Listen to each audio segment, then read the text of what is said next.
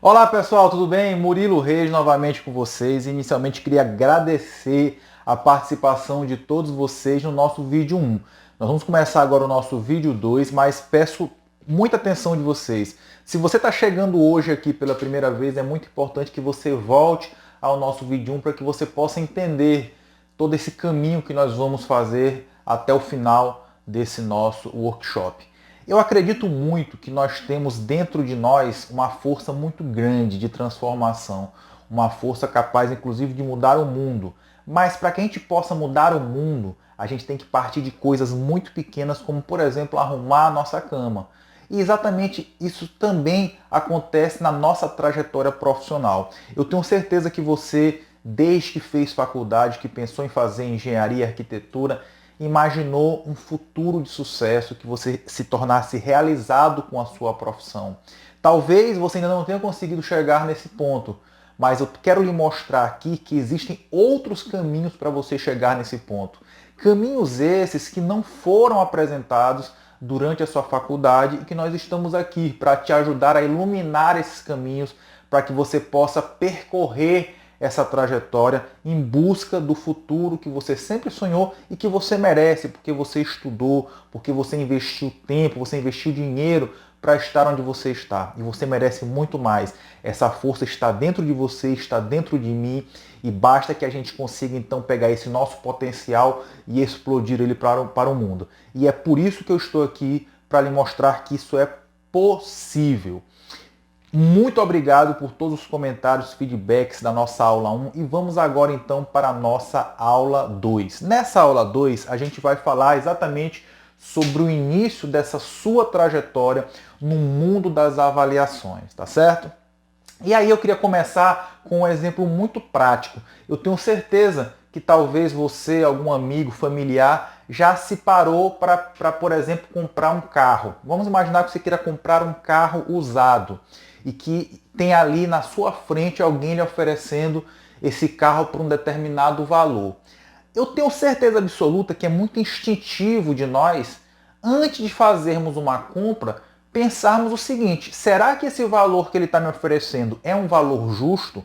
E para que eu possa chegar a essa conclusão, o que eu vou fazer então para poder saber se esse valor é o valor justo? Eu vou fazer uma comparação com outros automóveis similares àquele que eu estou querendo comprar. E é exatamente isso que a norma fala lá nos seus conceitos iniciais. É importante lembrar que esses conceitos iniciais, tanto faz se a avaliação é de máquina, de fazenda, de imóvel, essa norma são conceitos gerais. E depois existem normas com conceitos específicos que nós falamos para você lá na aula 1, por isso mais uma vez reforço da importância de você que não assistiu a aula 1, parar nesse vídeo agora e retornar para lá para que você veja quais são as normas. Então lá na norma 14653, parte 1, diz o seguinte quando fala da escolha da metodologia para as avaliações. Para identificar o valor de mercado, sempre que possível, preferir o método comparativo direto de dados de mercados. Então, esse é o método mais utilizado nas avaliações, chamado método comparativo direto de dados de mercado. Murilo, por que ele fala sempre que possível? Exatamente porque às vezes não é possível utilizar esse método. Por quê? Para que eu use esse método, é muito importante que eu tenha elementos para comparar. Se tratar de um veículo, é muito simples, por quê? Porque o veículo ele é uma produção em série, uma produção em escala industrial. Então, se eu quero avaliar, por exemplo, um automóvel Ford Ka ano 2017, eu vou encontrar dezenas, centenas, milhares deles no mercado, provavelmente que estejam à venda. Então, eu tenho como fazer uma referência de valor para que eu veja o valor, qual o valor de mercado, se o valor que eu estou querendo comprar o veículo é um valor justo de acordo com o mercado ou não. Se eu estou conseguindo uma pechincha comprar mais barato que o valor de mercado ou não, se aquela pessoa quer me vender um carro mais caro do que ele vale. Então eu preciso ter elementos para comparar. É diferente do que ocorre com os imóveis, porque primeiro que os imóveis não é uma produção em série, na maioria das vezes. A não ser que seja no mesmo empreendimento, no mesmo condomínio, é muito difícil que eu encontre, por exemplo, dois apartamentos rigorosamente iguais. Geralmente eles vão ter áreas diferentes, padrões de acabamento diferentes, andares diferentes. posição em relação ao Sol diferentes. Então, o que torna muitas vezes essa comparação difícil, principalmente quando são edifícios únicos, como por exemplo, um prédio comercial. Esses mais ainda é difícil que eu encontre no mercado outros prédios comerciais à venda, né, com as mesmas características para que eu faça a comparação. Então, por isso a norma ela prevê outras metodologias, que é exatamente o assunto da nossa próxima aula. Então, fica ligado para que você conheça as principais metodologias de avaliação nesse nosso workshop, ok? Então, vamos lá. Olha só, o método comparativo que eu falei, então, ele é, pela norma, um método que deve ser utilizado sempre que possível. E vamos lá. O que é esse método comparativo de acordo com a norma? A definição: identifica o valor de mercado do bem por meio do tratamento técnico dos atributos dos elementos comparáveis constituintes da amostra. Então veja bem que você começa a ver aqui algumas coisas referentes à estatística. Ó, a palavra amostra. Por quê? Porque eu vou precisar pesquisar no mercado, tá certo? Bens similares àqueles que eu quero avaliar, para que eu possa fazer essa comparação. Mas olha só um erro bastante comum. Inclusive foi um erro que eu peguei agora recente. Tem muita gente que não entende nada de avaliações e vai se meter no assunto. Então não seja esse tipo de pessoa. Se capacite para que você faça as coisas com credibilidade, mostrando a sua autoridade no assunto. Um determinado juiz de uma determinada cidade, no caso ele nomeou um perito corretor de imóveis para uma perícia. Esse perito, então, o que ele fez? Ele pegou vários terrenos totalmente diferentes um do outro, áreas enormes com áreas pequenas, e tirou simplesmente uma média do valor do metro quadrado de todos esses terrenos e considerou no laudo. Pessoal, um laudo desse é até uma vergonha para um profissional apresentar. Por quê?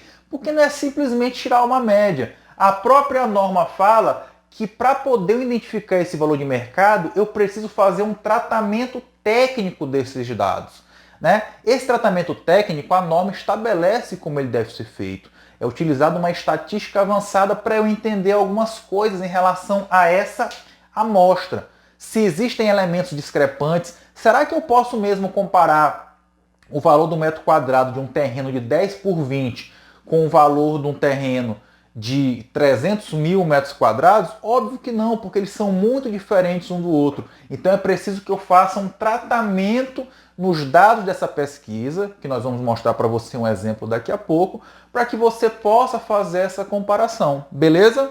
Agora, antes de eu passar para esse exemplo de imóveis, vamos falar aqui qual a diferença entre valor de mercado e preço, tá certo? De acordo com a norma.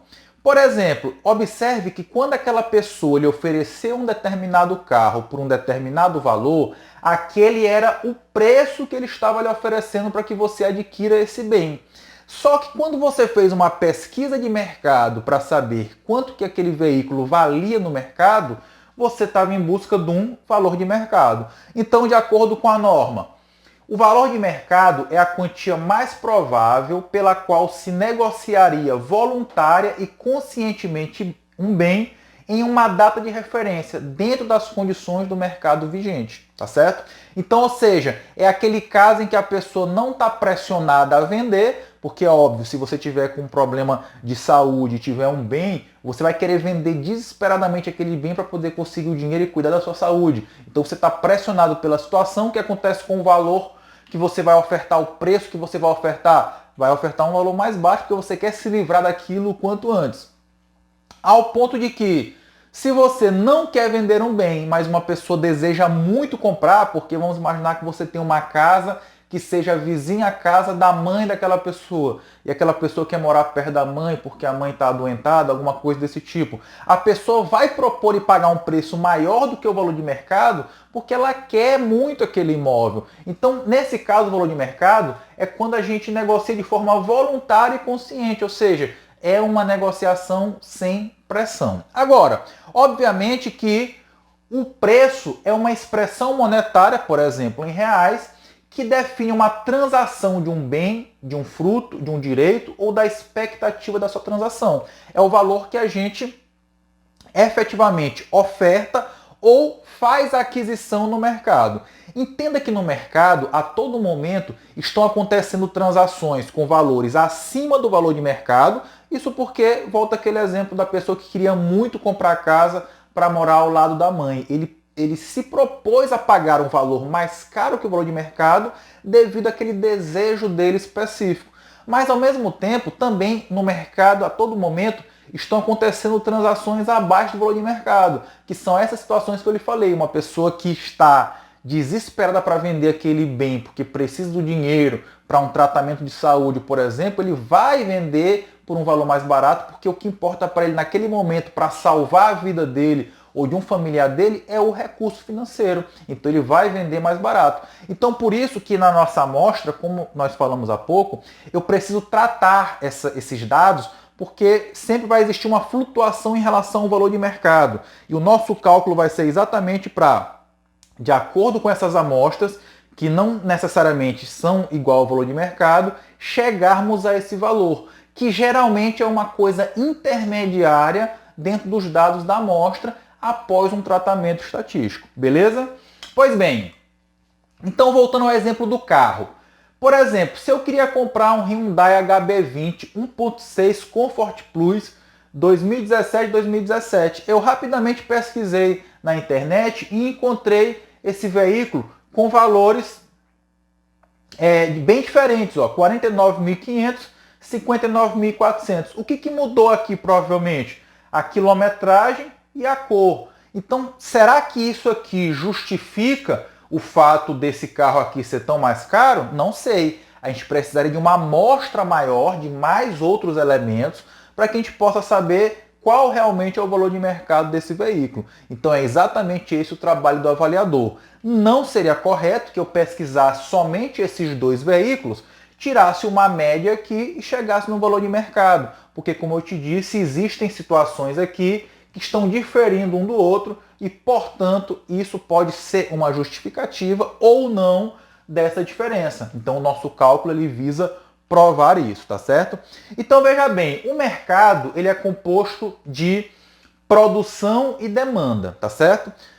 Vamos tentar analisar esses dois gráficos separadamente. O que acontece? Se eu tenho um preço baixo, o que acontece com a quantidade e a demanda?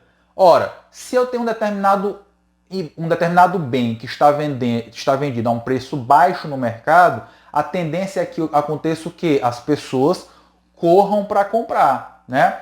Então o que acontece? Toda vez, por exemplo, que está o mercado em uma crise, então o que acontece é o seguinte, os preços baixam, porque não tem quem compre, e aí o que acontece é que naturalmente algumas pessoas que têm aquela condição começam a comprar para aproveitar aquela oferta. O que acontece quando as pessoas começam a comprar aquele determinado bem exatamente por esse preço baixo? Acontece duas coisas. Primeiro, aquele bem no mercado começa a acabar. Por exemplo, vamos um apartamento popular. Então muita gente começou a comprar. Então o que acontece é que as construtoras não têm mais aquele apartamento pronto em estoque, né? O que acontece é que quando essa demanda é maior do que o mercado consegue ofertar, o que vai acontecer com o preço? Começa a subir. No que começa a subir, essa demanda naturalmente começa a baixar, porque as pessoas não querem mais pagar um preço alto. E aí o que acontece então? O preço começa a baixar novamente. Principalmente porque o que acontece também, quando esse preço sobe, as empresas construtoras acham um bom negócio construir esse tipo de apartamento. E aí quando elas constroem, o que acontece com a oferta de dados, oferta de imóveis no mercado? Aumenta. Com o aumento da oferta, o que acontece? Tem mais apartamentos à venda do que pessoas querendo comprar. Então para que a pessoa consiga vender, ela tem que fazer o quê? Baixar o preço. Quando ela baixa o preço, aumenta a demanda. Então esse ciclo ele acontece constantemente no mercado. E, portanto, a gente costuma dizer na teoria econômica que o ponto de equilíbrio é exatamente esse ponto específico em que o preço seria o preço de mercado. Um preço equilibrado entre a oferta e a demanda. Que claro que isso aqui é uma situação hipotética, ela nunca acontece de fato, exatamente porque acontece essa flutuação. Mas o que a gente busca é exatamente saber esse preço aqui, que é o preço equilibrado do mercado, de acordo com a quantidade de bens, né, a oferta e a demanda de cada um desses produtos. Então, de acordo com a norma 14653, quais são as atividades básicas para qualquer tipo de avaliação? A primeira coisa é que o avaliador ele precisa solicitar a documentação daquele bem. Por exemplo, se for um veículo, os documentos do veículo para saber se aquele veículo, se ele tem multa, se ele está com IPVA pago, se ele realmente está regularizado, se ele está quitado.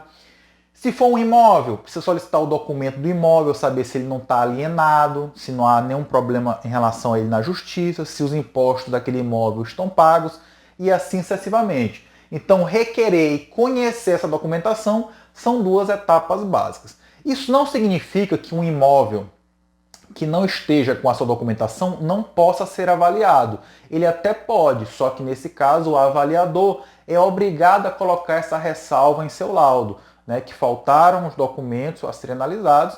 Então, portanto, isso pode vir a ser uma questão que seja, por exemplo, prejudicial em uma negociação. Então o avaliador avalia, mas ele bota essa informação. Outra coisa importante é que o avaliador de imóveis ele não é obrigado a verificar a questão da credibilidade do documento, né? Por exemplo, se a pessoa te apresentou um documento fraudado, você não é o especialista para identificar se aquele documento está fraudado ou não.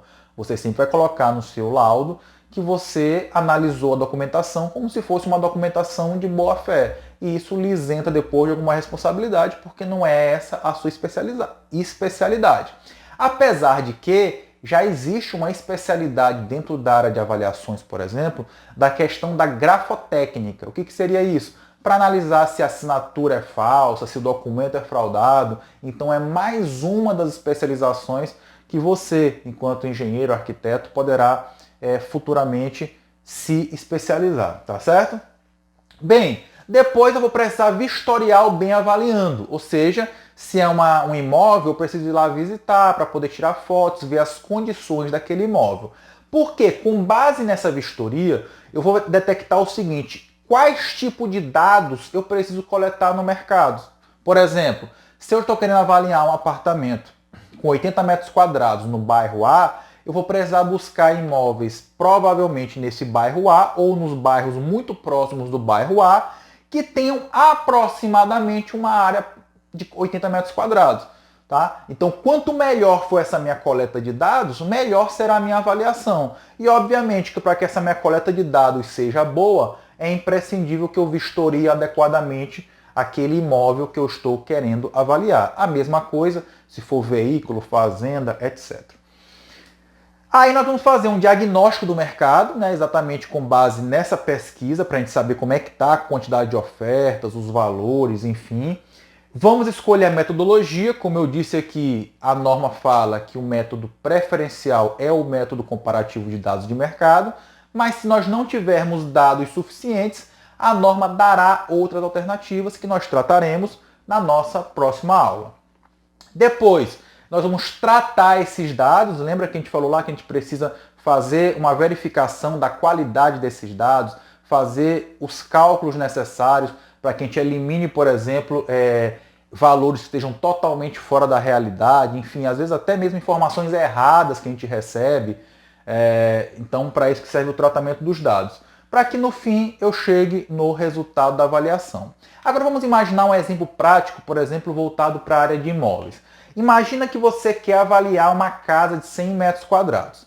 Como nós já dissemos, depois que você requisita a documentação, né, e analisa, a primeira coisa que vocês vão fazer após essa primeira etapa é o quê? Vistoriar o bem avaliando, vistoriar a casa. Existe uma frase que diz: para se avaliar é preciso conhecer. E para conhecer alguma coisa eu preciso olhar de perto, ou seja, vistoriar. Pessoal, foto não resolve, simplesmente olhar fotos do imóvel, porque nós já sabemos amplamente que a foto ela permite edições, que ela permite mostrar apenas o melhor daquele imóvel, né? Quantas vezes você já não teve esse tipo de situação de ver um hotel pela internet e viajar e quando chegar lá o hotel não ser a mesma coisa que tinha nas fotos?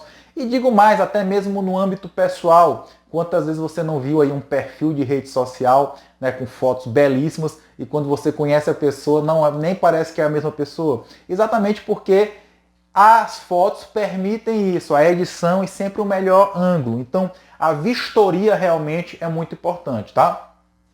Essa vistoria, então, ela é o quê? Uma constatação local. Isso aqui é a norma que está falando, pessoal. Exatamente eu extraí isso aqui da norma. Essa vistoria ela tem que ser presencial de fatos e aspectos mediante a observações criteriosas em um bem e nos elementos que o constituem e o influenciam. Observem que quando ele fala aqui que tem que ser tudo que influencia o imóvel, significa que essa vistoria ela não é exatamente somente no imóvel, mas também na região vizinha a esse imóvel, para eu identificar, por exemplo, alguns pontos que possam valorizar ou desvalorizar esse imóvel. Por exemplo, será que se eu tiver uma casa próxima a um ponto de metrô, é algo que valoriza? Acredito que sim. Observe que eu estou falando acredito que sim. Porque, na verdade, a avaliação é que vai dizer se isso realmente está valorizando ou não o imóvel. Quando eu comparar esse imóvel que tem um metrô na porta com outro imóvel que o metrô é muito longe. Aí eu vou conseguir saber quanto que essa característica está valorizando o imóvel. Por exemplo, se essa casa for vizinha a uma estação de tratamento de esgoto, isso valoriza ou desvaloriza? Provavelmente desvaloriza. Então essa vistoria, ela é na casa que eu estou querendo avaliar, mas também na região envolvente a essa residência, para que eu avalie esses aspectos, tá certo? Que podem influenciar no valor desse imóvel. Depois que eu fiz essa vistoria, nessa casa que eu quero avaliar, eu vou levantar os dados de mercado. O levantamento dos dados de mercado, ele tem como objetivo a obtenção de uma amostra representativa. Claro, eu não vou conseguir encontrar todas as casas que estão à venda ou que foram vendidas recentemente nesse mercado, apenas uma parte delas, né? Para explicar o comportamento do mercado no qual o imóvel avaliado esteja inserido e constitui a base do processo avaliatório. Pessoal, talvez isso aqui seja uma das partes mais importantes. E aqui eu vou contar para vocês um segredo. Quando você se tornar avaliador, você vai começar a montar os seus próprios bancos de dados. Isso significa o quê? Que se você fez uma avaliação hoje no bairro A dessa casa, se amanhã surgir uma outra avaliação de uma casa similar nesse mesmo bairro, essa etapa aqui ela já está feita, que é a que talvez dê mais trabalho essa pesquisa de mercado. Então, por exemplo, se tu pegar duas avaliações no mesmo bairro, esse trabalho aqui vai ser feito só uma vez para 2, 3, 4, 5 casas. Isso faz com que, se você tiver já o banco de dados daquele bairro, uma avaliação pode ser feita em questão de horas. Você pode ganhar sua remuneração do seu serviço em horas de trabalho, poucas horas de trabalho. É óbvio que esse banco de dados ele não é eterno, tá? Então o avaliador ele tem que ter um bom senso para saber o seguinte. Geralmente a gente fala que um banco de dados ele tem uma durabilidade de 6 meses. Com 6 meses, provavelmente aquele valor daqueles imóveis eles sofram uma variação grande e que aquele teu banco de dados não resolve mais, e aí você precisa pesquisar novos elementos do banco de dados. Mas é óbvio que esses 6 meses é só um valor médio, porque é óbvio que existem situações específicas que podem fazer aquilo mudar em semanas. Exemplo, anunciou que naquele bairro, vou dar um exemplo aqui com a cidade de Maceió, anunciou na cidade de Maceió que um determinado bairro estava com problemas graves lá, com rachaduras, que estava colocando em risco a segurança das edificações. Quando isso for anunciado, pode ter certeza que o preço dos imóveis aconteceu o quê? Uma queda abrupta, devido a um risco nas pessoas e naquelas residências daquela localidade. Ao mesmo tempo que, se em um determinado bairro for anunciado que vai ter um novo shopping, por exemplo, isso pode fazer também, em questão de dias e semanas, haver uma forte valorização daquela área devido àquele novo polo. Então, obviamente que o engenheiro avaliador ele tem que ter esse bom senso para saber até quanto tempo ele pode utilizar o mesmo banco de dados, tá certo? Nessa etapa, o engenheiro de avaliações investiga o mercado. E só um detalhe que eu estou falando aqui, novamente, engenheiro de avaliações, pessoal, Não é que eu esteja dizendo que é só engenheiro, já falamos na aula 1, por isso é importante que você que não assistiu volte lá, essa atividade é de engenheiro e arquiteto. É porque a norma NBR 14653, parte 2, ela usa o termo engenheiro de avaliações, ainda que seja o arquiteto também que possa fazer esse tipo de avaliação. Então, o engenheiro de avaliações investiga o mercado, coleta dados e informações confiáveis, preferencialmente a respeito de negociações realizadas e ofertas.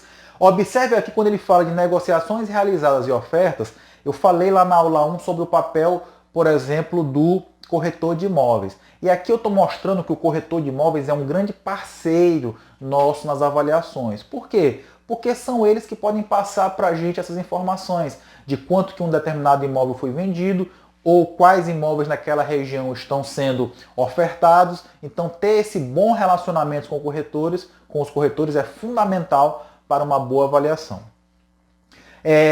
Essas pesquisas têm que ser contemporâneas à data de referência da avaliação, ou seja, o mais próximo possível. Como eu disse, eu não posso utilizar um banco de dados de 2 anos atrás, né?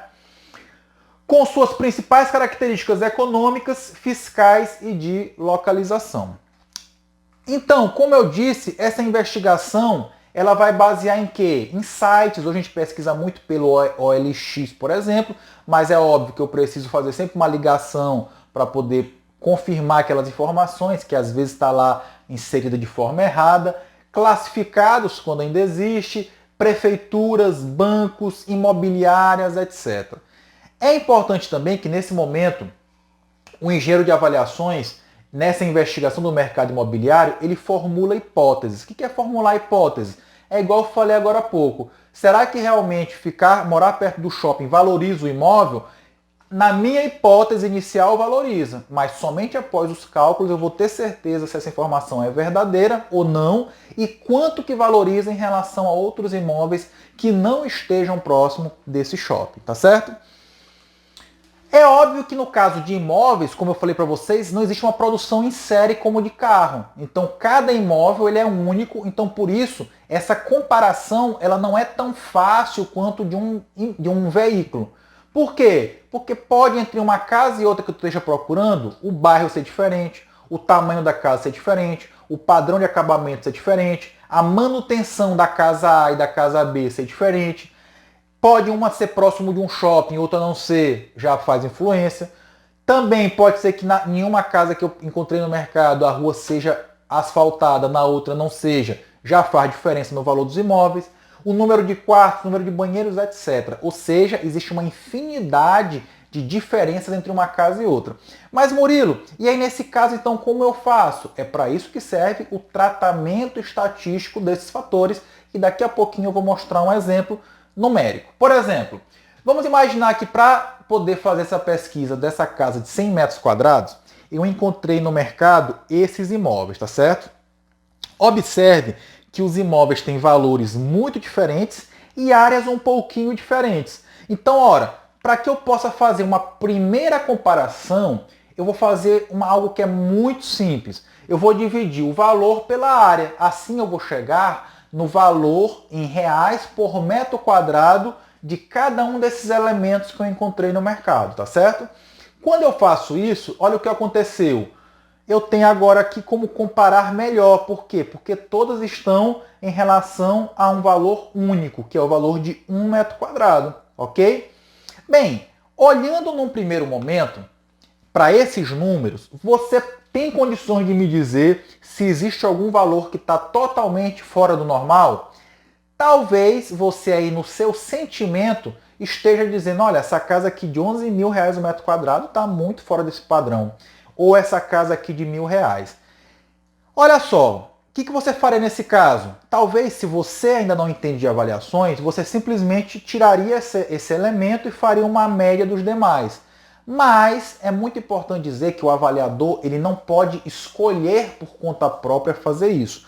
Por isso a norma ela ensina métodos para eu verificar tecnicamente, calculando se realmente esse valor aqui é discrepante. E aí eu provo por A mais B por que eu excluí esse valor. Vamos fazer aqui uma atividade que nós propomos aqui no nosso curso sobre saneamento de amostras, né?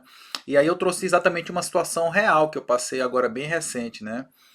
Um corretor imobiliário, ele foi nomeado como perito de um processo, né? E uma das partes que se sentiu prejudicada pela avaliação me chamou para fazer a contestação, né? E aí a primeira coisa que eu contestei foi exatamente o fato de ser um corretor imobiliário, né? E aí fiz todo um embasamento mostrando na norma, mostrando decisões judiciais que já deixam claro que quem faz a avaliação é engenheiro e arquiteto, tá? E eu expliquei já para vocês o que o corretor faz, que é um pouco diferente, que é a avaliação mercadológica, né? Então vamos lá.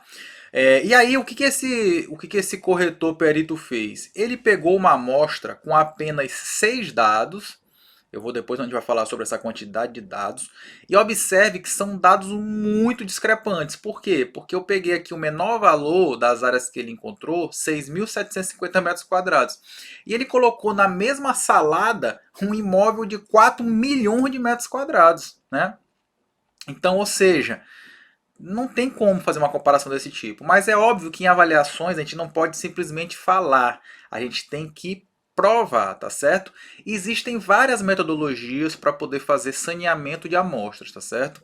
Existe, por exemplo, o critério de Chauvenet, que eu mostrei no curso básico para quem teve a oportunidade de fazer o curso básico meu online.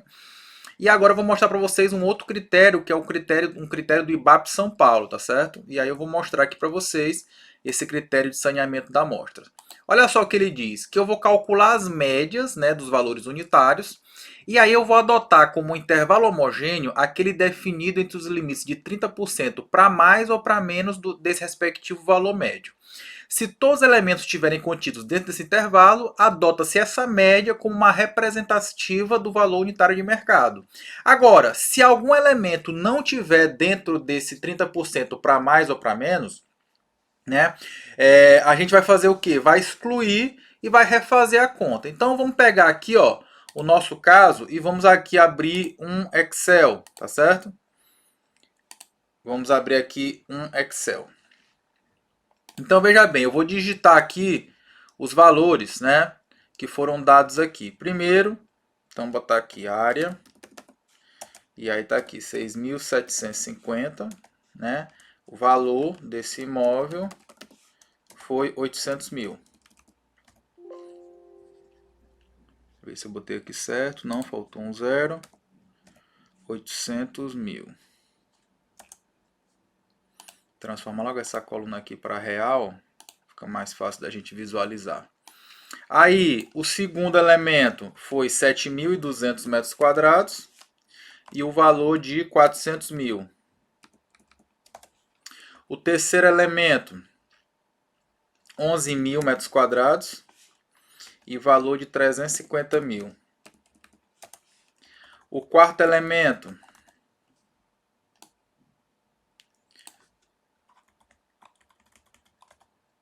vou botar bem aqui do ladinho, depois eu coloco no lugar certo. 4.060.000 metros quadrados. Só ver aqui que é tanto zero para ver se está certo. Está certo. E o valor de 39 milhões. Esse terreno. Depois vem um de 50 mil. E o valor de 6 milhões. E depois vem um de 43 mil com 5 milhões. 43 mil e o valor de 5 milhões. Beleza. Então vou só agora pegar esses imóveis aqui e vou botar para cá, certo? A ordem não interfere, tá certo? Vou dar uma aumentada aqui no zoom também para facilitar a visualização de vocês. Então agora eu vou fazer aqui um valor unitário, beleza? Então o valor unitário é o que? É fazer a divisão do valor pela área. E aí nós encontramos então o valor unitário de cada um desses imóveis, certo? Então veja bem, Se não existe outros fatores que podem influenciar nesse valor, ok? Eu estou percebendo que tem coisas bem discrepantes. Por exemplo, eu tenho um valor aqui de R$ 9,00 por metro quadrado e chego a R$ 12,00 por metro quadrado, R$ 118,00 por metro quadrado. Então, o que eu queria provar era que essa amostra ela não está homogênea, tá certo? Eu precisaria ou de mais elementos mais próximos, com áreas mais próximas ao que estava sendo avaliado, isso aí é fato, ou explicar por que, que está tendo essa variação, tá certo? Então veja bem, de acordo com o critério, né, lá do IBAP São Paulo, agora eu vou tirar uma média desses valores, beleza? Então vou pegar aqui e vou tirar uma média. Eu quero mostrar se esses dados estão discrepantes, se existe algum elemento muito fora da curva ou não, beleza? Encontrei a média de 57,30, certo? E isso aqui era exatamente o que o nosso corretor perito tinha feito. Tinha pegado esse valor aqui considerado como se fosse o valor de mercado. Mas como, gente, que eu vou comparar terrenos pequenos, grandes, com valores tão discrepantes e simplesmente tirar uma média e achar que esse é o valor de mercado? Não faz nenhum sentido, né? E aí, a primeira coisa que eu quis provar é que essa amostra dele aqui não era suficiente, não tinha elementos para que eu pudesse usar esse valor como média, que estava muito discrepante. E aí, como eu disse, não basta eu falar, eu preciso provar, tá certo? E aí, o que eu vou fazer agora? Eu vou ver o seguinte, quanto que esses valores aqui, eles estão maiores ou menores do que esse valor aqui, certo? Então, por exemplo, esse valor aqui, 118,52, ele tá, ó, praticamente, né? Se eu quiser transformar isso aqui em percentual, eu preciso fazer isso aqui, né? Essa divisão, menos 1, certo? Para esses itens que estão acima do valor médio. Então, olha só, esse item aqui está 100% acima. Esse item aqui, opa, eu preciso fazer isso aqui, fixar a célula de baixo.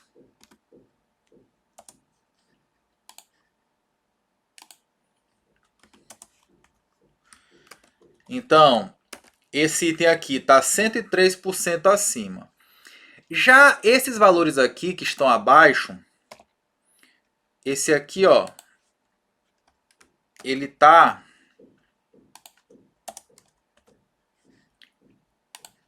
de novo, vou subtrair aqui de 1.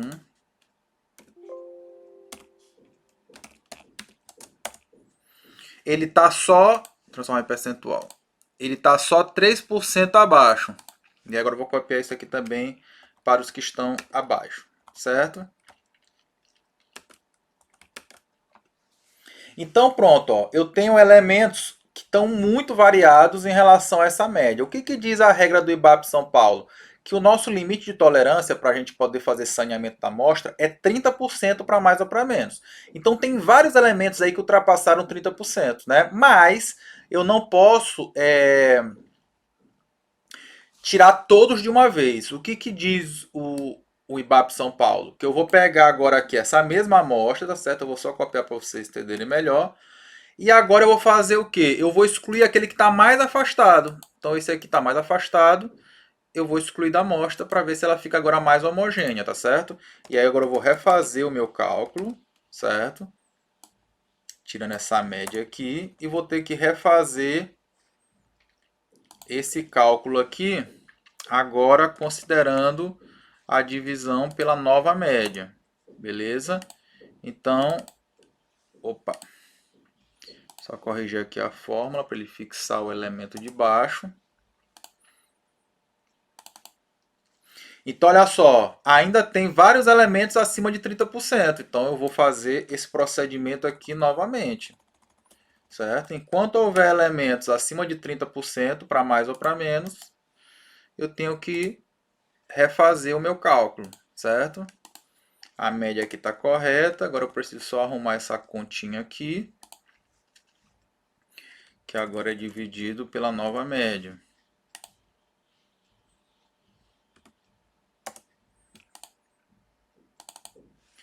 continua com vários elementos, aí eu copio novamente.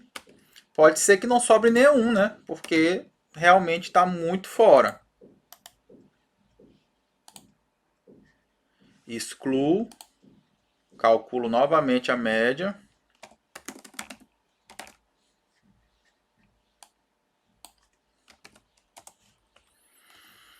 E agora vamos refazer essa continha aqui sobre a nova média.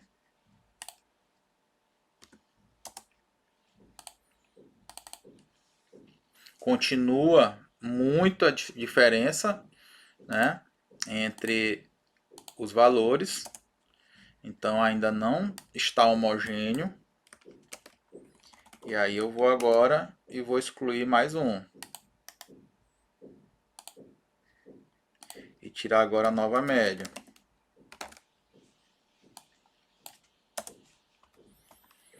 Só refazer essa continha aqui agora, né, para saber quanto que ele está afastado da nova média.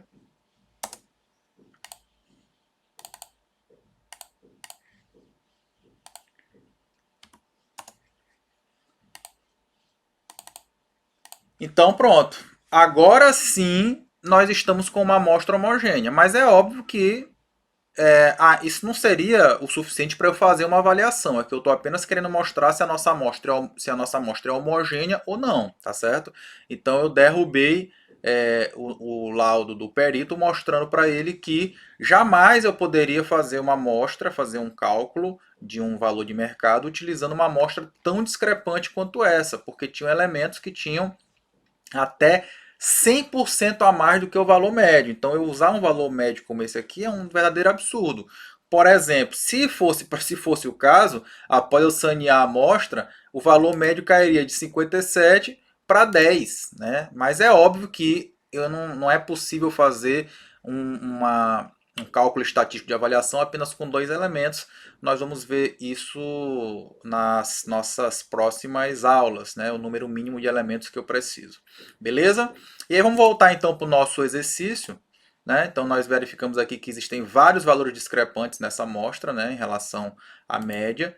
Mas antes de eu excluir, pessoal, é muito importante que eu visite o local novamente ou lembre dos detalhes para que eu possa tentar entender. Pô, mas será que não existe uma justificativa para esse valor aqui estar tão mais alto que os outros? Então vamos imaginar a seguinte situação, que eu verifiquei o seguinte, pô, esse imóvel aqui, ele está na beira do mar. Então analisei aqui a distância ao mar. E esse imóvel aqui é o imóvel mais longe do mar. Então, ora, pode ser que faça sentido esse imóvel aqui ser tão mais caro do que os outros, pela sua localização privilegiada, ok? Vamos agora fazer o seguinte, olha o que eu vou fazer. Vou plotar essas informações em um gráfico, onde mostre de um lado a distância do imóvel para o mar e do outro o valor por metro quadrado. Vamos ver o que acontece. Na hora que eu coloquei aqui um gráfico mostrando a distância do imóvel para o mar e aqui o valor por metro quadrado, olha só como parece fazer algum sentido nesse exemplo. O imóvel que está na beira do mar, ele tem um valor muito alto. E o valor, quanto mais longe do mar ele fica, menor o valor. Será que fez sentido? E é exatamente isso que trata a avaliação, é encontrar um sentido, uma lógica que me faça ter uma maior precisão em encontrar o valor de um imóvel nesse mercado. Por exemplo, agora aqui eu posso tentar passar uma equação, uma reta, que se aproxime o máximo possível desses pontos. Nesse caso aqui, pessoal, eu fiz no próprio Excel, tá certo? Eu joguei essa informação no Excel, criei um gráfico de dispersão. Ao clicar em um pontinho desse aqui com o botão direito do mouse, vai aparecer para mim algumas opções de incluir uma reta de regressão. E foi o que eu fiz agora, ó. Eu coloquei aqui uma retinha. O próprio Excel já deu para a gente a equação dessa reta e já deu para a gente esse R ao quadrado. O que significa esse R quadrado? Por exemplo, o nosso R quadrado deu 0,8543. Significa que essa reta explica 85,43% da variância da variável dependente. Ora, o que é a variável dependente? O valor de mercado. Então, 85% 85,43% do valor de mercado está se dando a partir dos regressores, que é a variável independente. O que é a variável independente é a distância para o mar. Então o que ele está dizendo? 85,43% desses valores estão explicados pela distância para o mar, tá certo?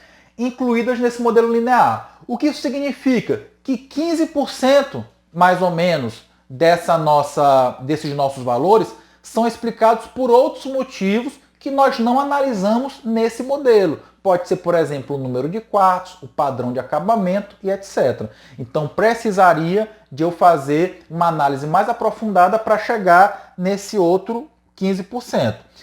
Às vezes isso não é necessário. A norma ela já permite para a gente depois verificar se somente essa informação já é suficiente para que eu possa fazer e concluir a minha avaliação. Porque já tem um coeficiente bem alto, 85% de explicação já é um valor considerado bem alto. Nós vamos agora aprender a fazer ele, tá certo? No Excel, passo a passo, tá? Bem como faremos um primeiro acesso ao software Sysdea, tá? Para quem não conhece, o Sysdea é um software que vai permitir a gente a fazer as avaliações mais complexas, que na verdade elas serão a maioria do nosso dia a dia, né? Que envolvam várias variáveis. Então a gente vai fazer um primeiro exemplo para mostrar que ela também faz as simplesinhas, né? Mas também faz as mais complexas. Então, para que a gente possa ter esse primeiro contato com o Sysdea, você vai aprender aqui nessa aula. Importante dizer para você que existem vários softwares que fazem esse tipo de trabalho de inferência estatística no mercado. Softwares mais baratos, mais caros, enfim. Por que que eu recomendo o Sysdea, né? Porque além dos nossos alunos terem um desconto na aquisição, que pode chegar até 40%, também é a ferramenta utilizada nos principais players do mercado, nos principais contratantes, como por exemplo a Caixa Econômica. E o que acontece? Você trabalhando no mesmo sistema, no mesmo software desses players, fica fácil, por exemplo, quando uma pessoa te fazer algum questionamento, enfim, até mesmo para ela te dar uma dica, fica fácil quando vocês falam a mesma língua. Por isso, é a minha recomendação a utilização do Sysdea. É um software hoje que é muito mais barato, por exemplo, que softwares de outras áreas da engenharia e que vale muito a pena, além de ser um software vitalício, onde você paga um valor único, né? E não tem aquela questão de anuidade, mensalidade, etc. Pois bem, então no nosso exemplo lá, a gente tinha visto, né, que nós tínhamos vários dados de mercado e que estava variando essa distância para o mar, né? Eu joguei esses valores aqui, certo? Da distância para o mar e do valor de reais por metro quadrado no Excel, beleza? E o que eu vou fazer aqui agora para poder analisar essa variação do valor unitário em relação à distância ao mar? Eu vou inserir aqui, tá certo? Um gráfico de dispersão, beleza? E aí eu consigo o quê? Visualizar, tá certo? Como se dá o comportamento do valor unitário em relação à distância para o mar. Ou seja, quanto mais próximo do mar, maior o valor, quanto mais distante do mar, menor o valor, tá certo? Se eu clicar nesses pontinhos e clicar com o botão direito do mouse, vai aparecer a opção para eu adicionar a linha de tendência, tá certo? Então, eu vou pegar aqui, por exemplo, essa linha aqui, né, linear, beleza? Então, olha só, eu vou agora pedir para que ele mostre para mim a equação e esse r ao quadrado no gráfico. Como eu disse, a equação ela serve para eu saber, então, como que esses valores estão sendo explicados por essa reta. E esse valor aqui, que na verdade eu posso também olhar como um percentual, explica quanto desses valores estão explicados por essa reta. Então, ou seja, 85% dos valores dos imóveis que eu coletei no mercado são explicados pela distância ao mar, de acordo com esse meu cálculo, tá certo? Isso significa que esses outros 15% pode ser por outros motivos, como padrão de acabamento, enfim, coisas que eu não analisei. Bem como também pode ser por conta da própria instabilidade do mercado, a questão, né, dos erros do informante que te passou um valor errado, da especulação imobiliária, então nunca vou fechar 100%. A gente já diz assim, apesar disso não ser na norma, que ultrapassou aí 80% já está um valor bem explicado, né? A equação explica bem já o nosso modelo, tá certo? Então, Se eu quiser saber, né, quanto é que é o valor desse nosso imóvel que eu estou avaliando, que ele está a uma distância de 4,5, basta eu pegar então e fazer essa equação, ó, menos 1.291 multiplicado pela distância do imóvel, mais 8.979,5, né? O que é essa parcela aqui fixa? Seria o seguinte, que o nosso imóvel parte a partir desse valor. Seria aquilo em que todos os outros são iguais, então, ou seja, se esses elementos, como por exemplo, que eu não estou avaliando nessa amostra, mas por exemplo, o padrão de acabamento desses imóveis pode ser que sejam similares, né? Visto que eu fiz essa pesquisa em campo. E aí o que acontece é que esse é o patamar mínimo, o piso. E a partir daí ele pode ter uma desvalorização de acordo com que isso se afaste ou se aproxime, tá certo?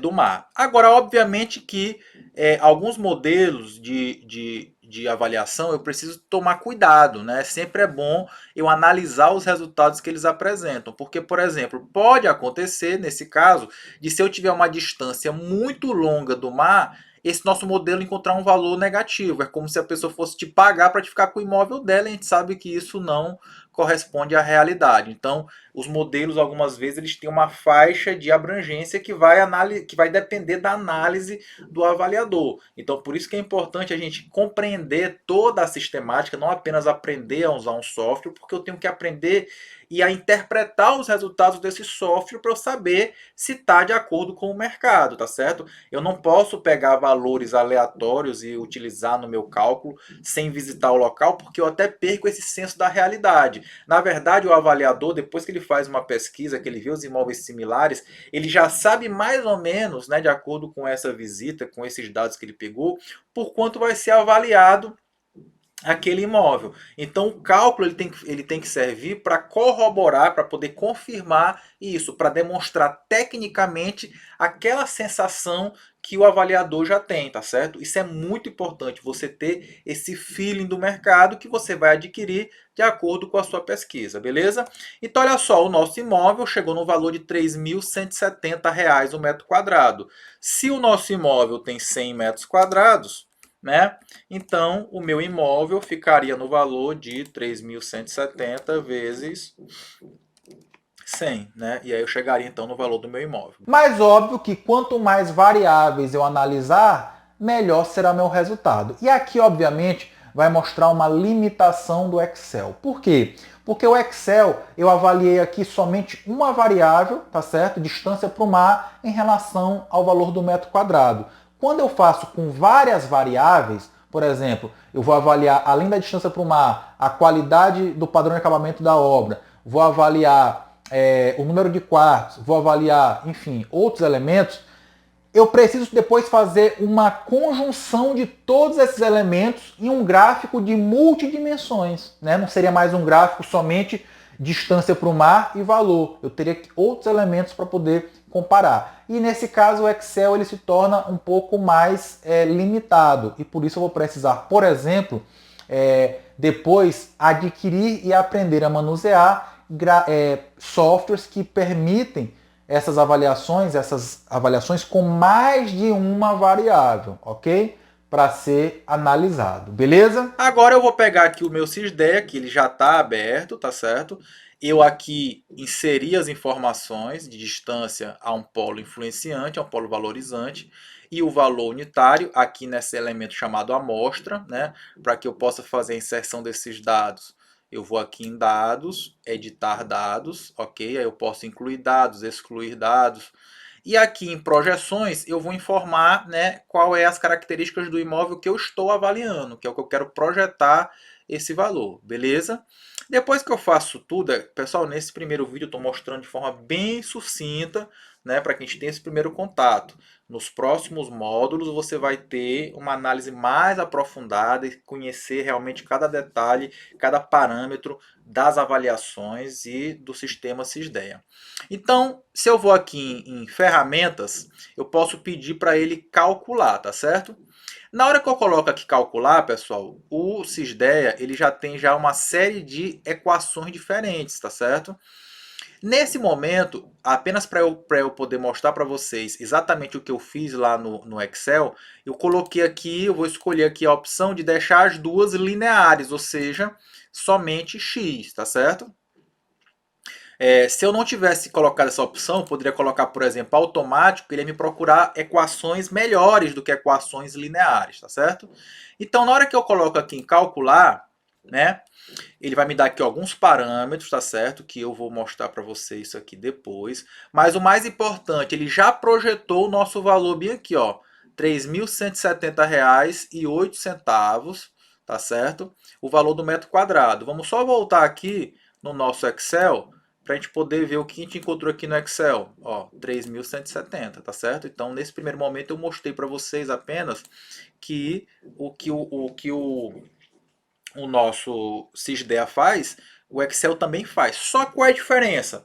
Aqui eu tenho muito mais parâmetros que eu vou precisar depois conferir com a norma, né? Que a gente vai chegar nesses detalhes, tá certo? Para que eu possa fundamentar o meu laudo. E também eu vou poder depois trabalhar com várias variáveis diferentes. Aqui eu estou trabalhando apenas com uma variável independente, que é a distância ao mar, mas eu posso trabalhar com várias simultaneamente. Isso é uma ferramenta muito poderosa, tá certo? Também nós tínhamos visto no Excel o que? Quanto era esse nosso poder de explicação da nossa equação, ó, 85,43.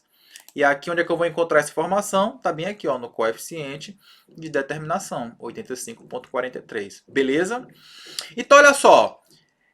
Na hora que eu colocar aqui em aplicar, ele vai me trazer outras informações. Por exemplo, aqui na equação vai mostrar a nossa equação. Observa que ela está um pouquinho diferente do Excel, mas exatamente porque o Excel arredondou, né? Por exemplo, no Excel está menos 1.291 e 8.979,5. Aqui está 1.290,98, o Excel arredondou, e aqui 8.909,5. Então aqui ele está utilizando mais casas decimais, tá certo? Aí eu vou aqui em resíduos, ele vai mostrar para a gente essa questão dos resíduos da nossa amostragem, beleza? Depois a gente vai aprender a interpretar também esses dados aqui para verificar se tem algum dado com resíduo alto e etc e tal. Ele mostra aqui a aderência. Aderência é o quê? A nossa avaliação está melhor quando eu tenho uma coincidência entre essas linhas amarela e vermelha. Observe que a nossa está realmente quase em cima uma da outra, pequena divergência. Então isso mostra que realmente esse nosso cálculo, a princípio, ele está muito bom, né? Depois eu preciso avaliar, como eu falei, aqueles outros parâmetros de acordo com a norma que a gente vai ter a oportunidade no momento oportuno, beleza? Aqui ele mostra o cálculo, né, da projeção, certo? 3.170 o valor médio, e mostra o chamado intervalo de confiança a nível de 80%.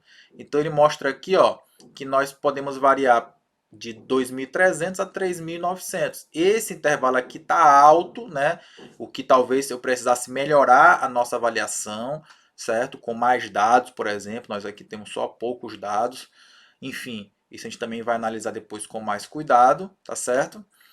E nós temos ainda a correlação que mostra, né, o poder também de explicação dessa variável em relação ao nosso a explicação da equação em relação ao nosso modelo, tá certo? Observe o seguinte, ó, eu vou colocar aqui em calcular novamente, certo? E agora eu vou colocar aqui automático, tá certo? Ele vai me procurar equações melhores do que a equação linear. Então, na hora que eu clicar aqui em calcular, ó, por exemplo, aquele nosso parâmetro que estava explicando 85,43%, aqui agora já chega a 97,29%, beleza? E ele está me dando aqui um valor já diferente, ó, 2.468,25, utilizando uma equação que explica melhor. Então, aparentemente, aquele valor meu de 3.170 usando a equação linear, né? Nesse caso específico aqui, talvez o valor não seja bem aquele, né? Tem uma outra equação que está mostrando um resultado melhor, tá certo? Então, vamos lá. Olha só a equação que ele encontrou. Foi uma equação exponencial, ó, certo? Onde demonstrou um resultado melhor. E aí é claro que essa diferença está muito alta entre o modelo linear e o modelo exponencial. O modelo exponencial aparentemente está melhor. E como eu disse, para eu poder ter certeza que esse modelo aqui é melhor do que o anterior, eu preciso avaliar aqueles indicadores que eu mostrei para vocês, que a gente vai falar sobre isso mais à frente, né, nos próximos módulos, beleza? Mostrando aqui os resíduos, né? Já o nosso gráfico aqui ele deu uma melhorada. Depois a gente também vai ensinar para vocês a interpretar esse gráfico aqui e esses resíduos, mas melhorou muito, já posso adiantar para vocês, tá certo? A aderência aqui, ó, melhorou também, ó, a aderência do gráfico, né? Já dá para fazer essa comparação. Em relação à projeção, observe que esse intervalo melhorou demais, ó, com essa equação, né? Isso já dá um grau de precisão maior à nossa avaliação, como nós vimos anteriormente. Então, realmente, há esse primeiro momento, sem fazer análise completa de todos os itens, esse modelo aqui está bem melhor. Então, nesse caso, só para a gente ter uma noção, para a gente ver quanto que a gente pode errar se a gente não souber interpretar os resultados, eu vou pegar aqui esse valor de 2.468,25 e vou comparar aqui, ó, 2.468,25, que foi o valor encontrado por uma outra por um outro cálculo, uma outra equação. Então, olha o que eu fiz aqui agora. Eu peguei aqueles imóveis que estavam no mercado, tá certo? De acordo com a sua distância para o mar, e comparei o valor que eles estavam ofertados no mercado com o valor calculado de acordo com essa equação. Olha que coisa que eu cheguei. Esse imóvel aqui, que estava sendo oferecido a R$ 3.000, o metro quadrado, calculando esse valor, tá certo? Pela equação, o valor justo do mercado, de acordo com essa distância para o mar, seria R$ 3.815. Então significa que esse imóvel ele está sendo ofertado no mercado, de acordo com a minha equação, por um valor abaixo do valor de mercado. Ou seja, é um bom negócio comprar esse imóvel, tá certo? Obviamente que eu preciso analisar se ele não está abaixo do valor de mercado por outras situações.